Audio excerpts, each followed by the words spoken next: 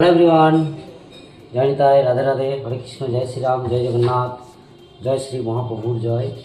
তো finally guys, নতুন বছর 2026 পদার্পণ করে ফেলেছি আমরা। তো কেমন আছো তোমরা? হ্যাপি নিউ ইয়ার আমার তরফ থেকে সকলকে। সবাই ভালো থাকে, নতুন বছরটা খুব সুন্দরভাবে কাটাও, এই প্রার্থনাই করব।